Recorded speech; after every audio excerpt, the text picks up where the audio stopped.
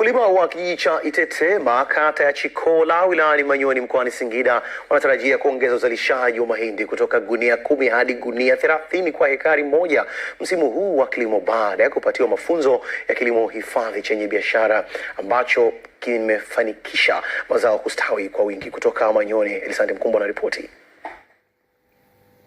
Ni katika siku ya mkulima kijiji cha Itetema wilayani hapa Manyoni, wakulima wakiwa na furaha wakicheza baada ya kuona mazao yao ambayo yapo shambani yakiwa katika hali nzuri. Kwa kweli kilimo changu ni kizuri, majirani zangu walio pembezoni mwangu wote wamenifuata, wanalima kisasa.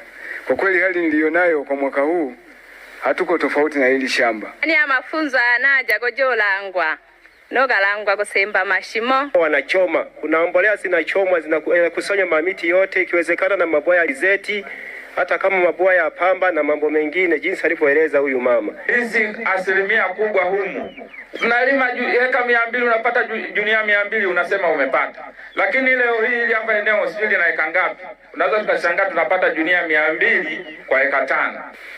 Akiongea katika siku ya mkulima kwenye kijiji cha Itetema, mratibu wa mradi wa kilimo biashara kutoka Storm Foundation Abel Mungale kwa kushirikiana na shirika lisilo la kiserikali la Amani Girls ambao ndio wametoa mafunzo ya jinsi wanavyowasaidia wakulima kuwatoa kwenye kilimo cha mazoea na kuhamia kwenye kulima kilimo biashara chenye tija, anaeleza. Maana ya mradi huu ni kuhakikisha kwamba mkulima anapata chakula na anapata ziada ya kuuza. Ninawashukuru Wanaitetema kwa sababu tulipoleta mradi, maana mlipopokea mkasema tutafanya, na leo mmethibitisha kile mlichokifanya. Ekari moja kwa kilimo cha namna hii anaenda kupata zaidi ya gunia 20-30. Kwa hiyo hili sio jambo dogo. Eneo lile lile ulilonalo utumie mbinu bora za kilimo, upate matokeo makubwa, upate mazao mazuri.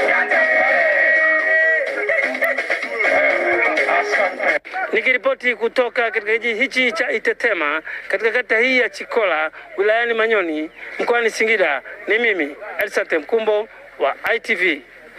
Asante kwa taarifa hiyo.